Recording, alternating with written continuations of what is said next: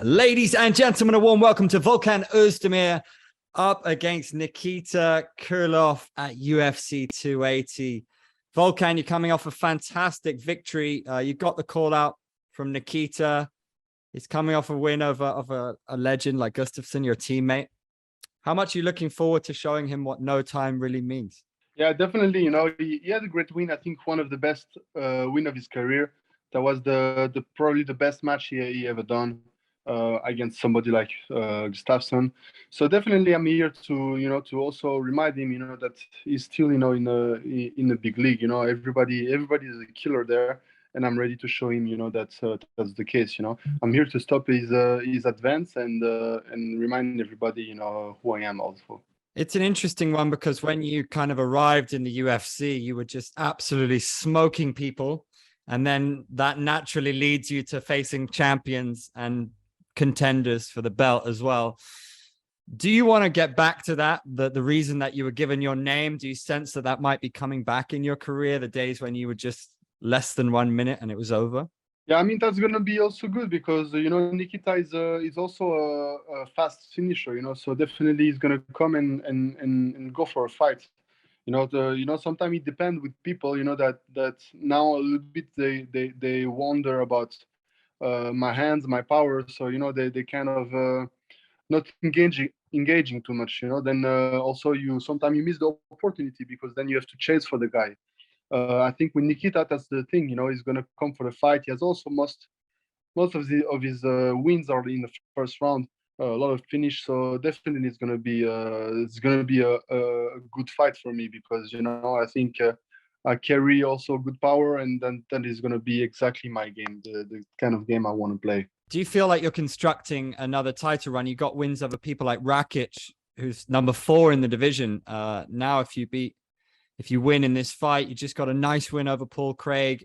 Do you feel yourself starting to get back into title contention? Yeah, definitely. Now it's time for me now to build the winning streak again.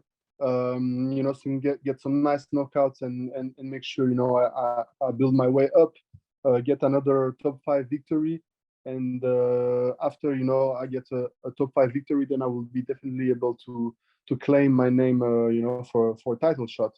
But definitely, first I need to get my victory to Saturday against Krylov, and then the rest will be history. How do you see it finishing? Do you see a nice hook landing? Is that a good prediction to make? Yeah, in my mind, I visualize a left hook, a right high kick, knee to the face. I'm also pretty thinking about some ground situation as well because I think it's going to be one of the key cases in his game as well. So definitely, there is some stuff that I'm visualizing. I think it's gonna land pretty well. So definitely, that's one of the finish combo. I was seeing on your Instagram that you are congratulating Karim Benzema on winning the Ballon d'Or. He's 34 Yeah, years old at the end of his, well, not at the end of his career, but you know what I mean? Is that kind of inspiring to see him be the very best in the world at always, 34? always, yeah, always on top. When I met him, he talked to me, and said once that it's easy to be on top. The hardest is to stay on top, and it's something that you see with him. Now he's 34. He has one of the best position that any attacker can dream of. Being in a Real Madrid like that. It's like a really prized position. Everybody want to be at his spot. So you have to fight for staying there. And not only he does that, but he is being the best at it, and now he got the rewards for it. So definitely, that's definitely inspiring. Did you see the news about Jiri Prochazka staying in a dark room for 3 days to kind of figure out his demons? Do you find him intriguing as the champion? I know you fought him, but has he given a fresh breath of fresh air to the division, do you think, being the champ? Because we had John Jones for so many years, then the Cormier situation. Yeah, he might be emotional or something. I don't know. He's a weird guy, and yeah, who knows if it's true. But might be true with him. You never know. But yeah, he's a character, that's for sure. He's definitely a character. He has this thing with him, that make him different. And that's actually why he's dangerous. But sometimes, you need to fight the fight like Glover did. Glover did. He stayed really composed, stayed really um, old school, and actually did really well. At the end of the day, like, he lost the fight, so you cannot say that's the way to go. Because then he lost the fight. Then it's not the way to go. But definitely Jiri is a tough guy. He's a weird character, and everybody want to see more from him.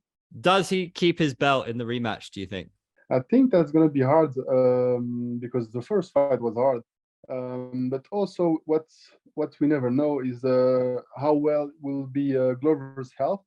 Obviously he's getting older and older. Last fight was a big war, but I think now with more time spent training with Pereira, if it's still, because I think Pereira is traveling a lot now, but with more time spent training with Pereira, I think this might help him even more, for his next fight. It's a really exciting time for your division with your fight, those guys having the rematch, and then we've got Jan Blachowicz against Ankalaev. How do you see that one going?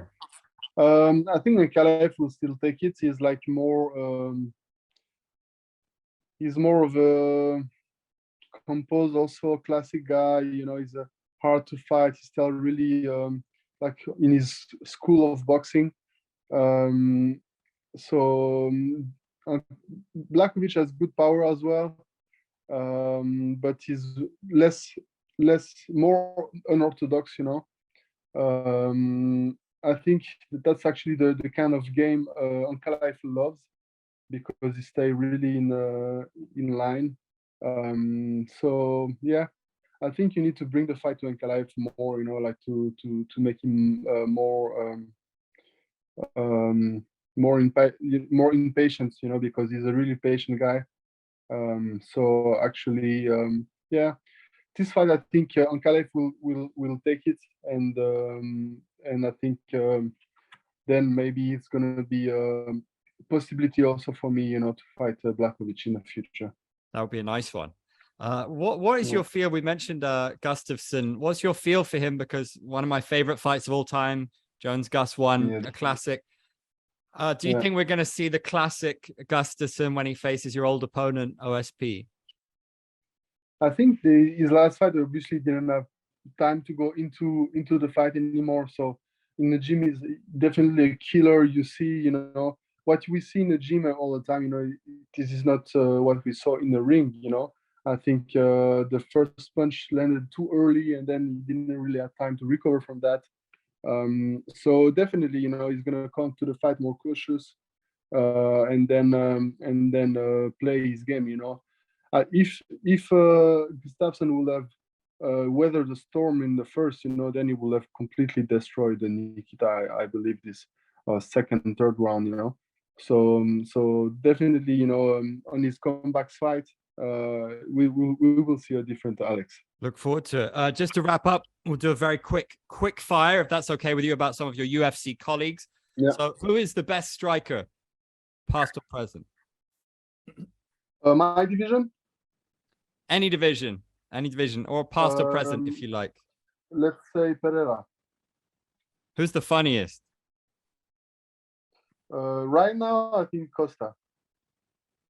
Who is the hottest? Hottest, I don't know. Let's say hottest in a way of having all the attention right now. Leon Edwards. Who would make the best movie star? Conor, for sure. Who would you most like to have dinner with? Let's say Cyril Gane. Who's the best dresser? Dresser. I don't even know. O'Malley. Maybe no, but he dresses funny, but definitely that's the one that came to my mind. Who is the most interesting character? Character, let's say Sean Strickland. Who has the best fight IQ? John Jones. Who would you want by your side in a street fight? Ngannou. No, yeah, easy one. And who would you want in your corner? Alistair Overeem. And who would be your dream fight, past, present, any weight class? John Jones as well. Sorry, who? John Jones as well. Yeah. That would be a beautiful fight. It's been an absolute pleasure. Massive good luck to you this weekend. Great to speak to you. Thank you, Nice one. Andrew. I appreciate it. Thanks for your time. Yes.